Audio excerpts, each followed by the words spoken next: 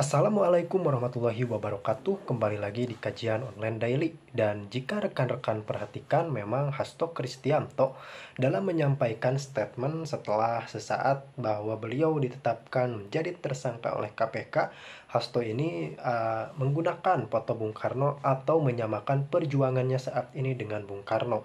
Dan ternyata hal tersebut menuai pro kontra. Dalam hal ini, kita mendapatkan informasi tidak tanggung-tanggung. Yang mengkritik Hasto adalah cucu Bung Karno itu sendiri atau putra dari Rahmawati Soekarno Putri.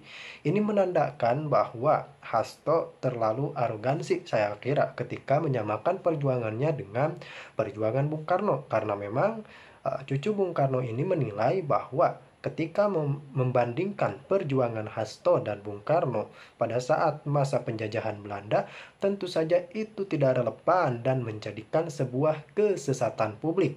Tentunya ini adalah sebuah kritik yang keras yang datang langsung dari cucu Bung Karno, artinya keturunan langsung dari Bung Karno. Lalu bagaimana kelanjutannya? Langsung kita simak. Namun, yang menarik perhatian kita semua adalah pada saat itu Hasto membawa-bawa nama Bung Karno serta terdapat foto Bung Karno di belakangnya. Pernyataan Sekjen PDI Perjuangan Hasto Kristianto yang menyamakan dirinya seperti Presiden pertama Republik Indonesia Soekarno, Bung Karno, menuai kritikan dari berbagai pihak, tak terkecuali Didi Mahardika Soekarno, cucu dari sang proklamator. Putra dari Rahmawati Soekarno Putri, ini geram bukan main. Perjuangan mulia kakeknya terhadap bangsa dipelintir oleh anak mas Ketua Umum Megawati Soekarno Putri demi jadi tameng pembelaan diri atas penetapan tersangka dalam kasus suap Harun Masiku. Ya, memang siapa yang tidak geram ketika ini pasalnya sudah jelas dilimpahkan kepada Hasto Kristianto, tapi kok beliau ini seolah masih ngeyel dan bahkan ini seolah menjadikan Bung Karno tameng. Tentunya kita tidak boleh terframing oleh pernyataan tersebut karena memang kita tahu bahwa KPK telah bekerja sedemikian baiknya untuk penetapan tersangka Hasto.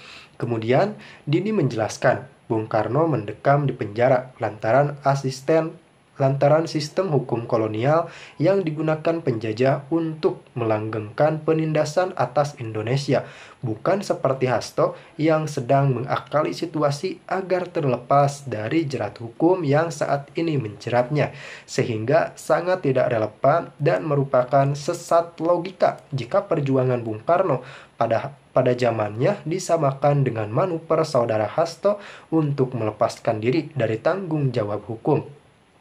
Ketua KPK dengan tegas menyatakan pelanggaran hukum di mana unsur-unsurnya telah terpenuhi, ujar Didi Mahardika. Jadi memang begini rekan-rekan.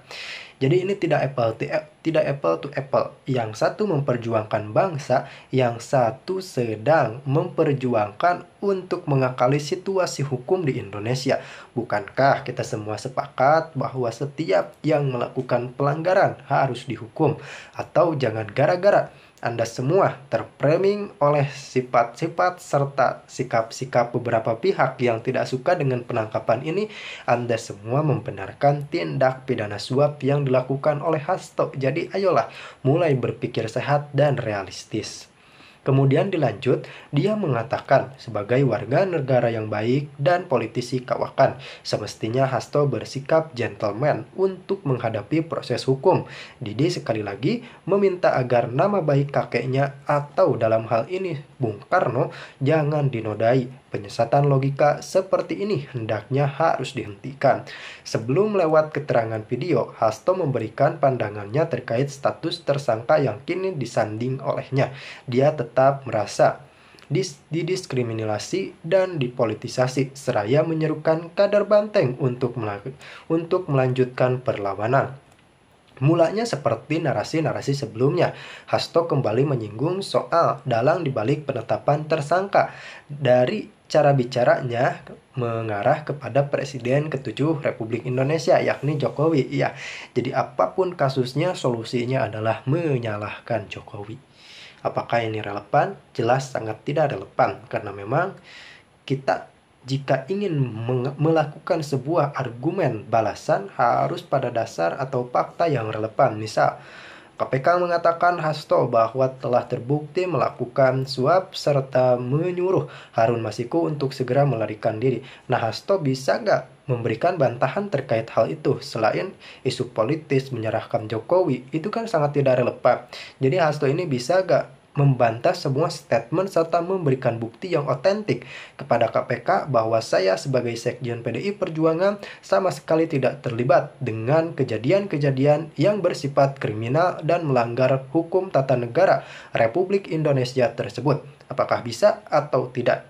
Lanjut. Ketika muncul berbagai intimidasi agar tidak dilakukan pemecatan terhadap sosok yang memiliki ambisi kekuasaan, sehingga konstitusi pun sepertinya mau dilanggar dengan perpanjangan masa jabatan 3 periode, ujar Hasto dalam keterangan.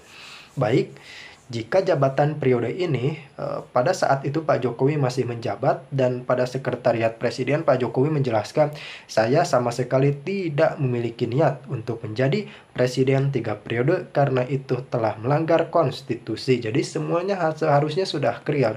Ini harus fokus saja bagaimana penetapan tersangka Hasto ini memang sudah tepat dilakukan oleh KPK.